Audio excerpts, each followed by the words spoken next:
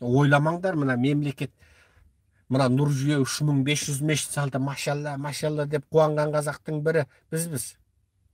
Қазақтарды айту жақсы болды, арақтан тиді, айтты, бүйтті. Мешіт Құдайдың үйі жер бетінде. Мешіттің көп салынғанына қуанасың. Шарапхана, жезөкшехана, долықхана, құмархана, тойхана, ресторанхана, арақхана, жындықхана, есуасхана, жаңағы. Сондай қаналар, солар көбейгеннен мешіт көбейсе жақсы ғой деп қуанасың. Бірақ біздің назарымыздағы мешіт емес қой ол.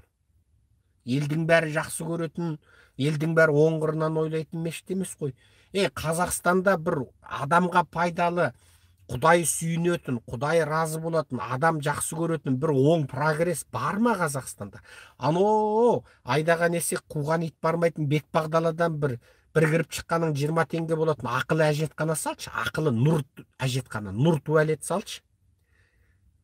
Сон жарты өмірің соған құжат жинауға кетесің. Ең соңында соған күн көсем елбасын қол қояды. Ұлттық қауіпсіздік қол қояды. Алматыдан бір гүл сататын гүл дүкен аш, қанша сұмырайдың алдына барады кесің. Бір оң нәрсе болмайтын, балаларға мектеп жетпейтін, қазақтарға оқулық жетпейтін, корона келгенде қызу түсіретін дәрі жетпейтін, енді міне ақша жетпейтін, азық-түлік жетпейтін, міне жерде қазір керосин, бензин жетпейтін, барлық нәрсе тек тарықшылық. Аспаннан май шелпек жауса, аузына майға жарымайтын, аспаннан киіз жауса, сорлы боп ұлтараққа жарымайтын сорлы Қазақстанда қайдан келген 3500 мешіт ол? Неге соны салуға біздегілер құлықты болып қалды? Енді ойлаңдаршы, сонда бұлардың бәрі құдайшыл болып кетті ма? Сондай құдайдан қорқып 3500 мешіт салды ма? Ондай болатын болса, сондай болса, неге бізде әділетті қоғам орнамайды? Сонда бұлардың бәрі мына мешіт салғызғандар, соған рұқсат беріп, Астанада, Қарағандыдағы мешіттерді қарашы, ана Қазірет Сұлтан, Нұр Астана, ана алаңқайларды қара, дәу. Ана қаланың қақ ортасынан андай жерді атаң басына жеке кәсіпкер ала ма? Нұр кәсіпкерден басқа ешкім ала алмайды. Неге бұл нұр жүйе, нұр мешіттерді салып, нұр имамдарды тағайындап жатыр? Ойланыңдаршы. Біз мешітке қарсы емеспіз, біз имамға қарсы емеспіз, біз дінге қарсы емеспіз. Дін жақсы, мешіт жақсы, имам окей. Бірақ бұл жерде тура соны, мына нұр фашистік жүйе, халықты улайтын 3500 орталық қор отыр. Олар наркоз центр.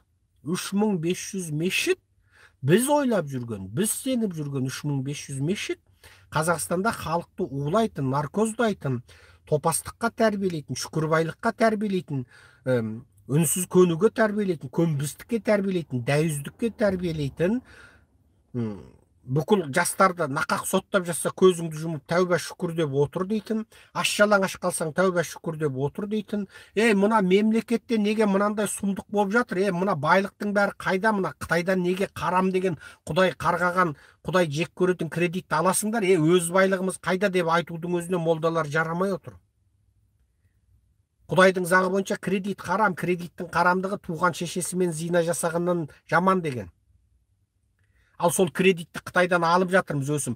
Неге кредит? Кім алып жатыр? Кім қол қойып жатыр? Өсімі қанша, пайызы қанша? Оған Қытайдың заңы бойынша кепілге қоясың. Кепілге нені қойды? Ата-бабамыздың басы жатқан жерді қойып жатыр. Бүкіл Қазақстанның ұлттық байлықтарын қойып жатыр. Соны молдалар неге айтпайды? Бірақ айтады, бір көзіңді ойбаса дейді, бір көзіңді ойбаса, тәуба шүкірде отыра бер, ашамайыңды жуып тоңқаңдай бер, бір көзің бар ғой дейді. Ол екінші көзіңді ой болса, тәуба, ана бірдеңе радиолаға аңқу айтқан, бірдеңе радиолаға саңқу айтқан, көзің болмаса күнәні де көрмейсің, құлағыңмен естіп жүре бересің, құлшылыққа жақсы деді деген бір хадисті дайын тауып алады, ашамайын бір сипайды да. Сөйтіп отырасың, екі көзіңді ойып алса болды, енді расында күнәлі нәрселерді көрмейтін болыппын, көзім тыныш болды деп өзіңде сеніп қаласың. Сөйтіп бүкіл халықты наркоздап отыр олар. Мүмкін Түркиядағы 3500 мешіт шынайы Құдай разылығы үшін салынған шығар, оған сенермін. Мүмкін тағы бір Малайзиядағы ма, Индонезиядағы 3500 мешіт шынайы Құдайға жақындау үшін салған шығар, оған сенемін. Бірақ Қазақстанда салынған 3500 мешіт аяқ астынан ту баста әдемі жолмен халықты имандылыққа, туралыққа, дұрыстыққа деп шынайы діндарлар, шынайы тақуалар салған шығар. Бірақ соңыра салынғандардың барлығы, мынау жақсы екен, мынау наркоздайтын жақсы әдіс екен, мынау наркоздайтын жақсы әдіс екен деп соған бола салды. Соңғы кезде мешіт неге көбейіп кетті? Балабақша жоқ, мектеп жоқ, балалар 3 ауысыммен, 4 ауысыммен оқиды, түннің бір уағында қайтады балалар. Мектеп салуға ақша жоқ, оқулық жоқ, ауырып жатқандар ғана жоқ. Облыстық докторқада МРТ аспабы жоқ, УЗИ жоқ, емдейтін озық аспаптар жоқ. Сөйтіп отырып не қылған мешіт ол? Демек ол 3500 наркоздау орталығы. Мен бұл жерде тақ қайталап айтам. Мына нұр имамдар, ойбай, мешітке қарсы шықты, мешіт анау, мынау деп сала құлаш пәтуа оқымаңдар. Мешітке қарсы емеспін. Мешітті жақсы көрем. Дінге қарсы емеспін. Дінді жақсы көрем. Діндарларды жақсы көрем. Имамға қарсы емеспін. Имамдарды жақсы көрем. Бірақ нұр мешітке, нұр имамға мен халықтың көзін жеткізгім келеді. Қайталап айтам. Малайзия, Индонезиядағы мешіттер, тағы басқа мұсылман еліндегі мешіттер шынайы құлшылық орталықтар шығар. Бірақ Қазақстандағы мешіттер нұр жүйенің не мақсатпен салды? Неге бүкіл халықты теспей сорып, қаңғытып, аш жалаңаш ұстап, ұлын құл қызын жезөкше қылып, тоздырып, арқетін арша, борбай етін боршағып, мойнын ырғайдай, битін торғайдай қылып жіберген осы қарақшылар неғып мешіт салып кетті? Себебі халықты наркоздайды.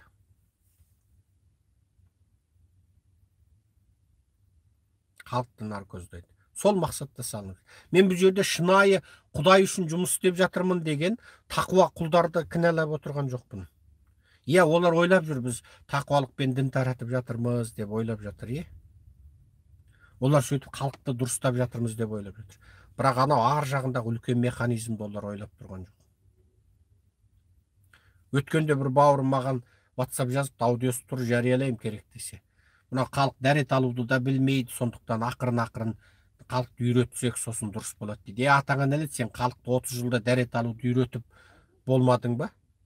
Сонда мынау Қытайда қорлық көріп жатқан 500 миллион қазағымыздың тақырыбын көтеру үшін істі болып, сотты болып қудаланып жатырмыз. Сол кезде сен енді уақытша соттала тұр енді. Қытайда 500 миллион қазақ жата тұрсын, Қазақстанда Қытай экспансиясы ала тұрсын, мен тағы бір 30 жыл қазаққа ашамай жуғанды үйретіп алайын деп медреседе отырасың ба? Неге ақиқатшыл болмайсың? Неге шыншыл болмайсың? Анау байыға малған, бала шағасыға малғандарға мешіттен садақа беріңдер десем айтады, біз алдымен мына медресені көбейтіп халыққа дәрет алғанды үйретіп алайық. Біздің халқымыз надан топас, дәрет алғанның өзін білмейді дейді. Атаңа нәлет, Құдайдың қарғысы тиген дедім. Сонда анау жапондар дәрет алғанды біле ме? Ақиқатшыл, әділетшіл, шыншыл, дамыған, прогрессивті, бүкіл халқы бай бақауатты жапон сонда дәрет алғанды біле ме?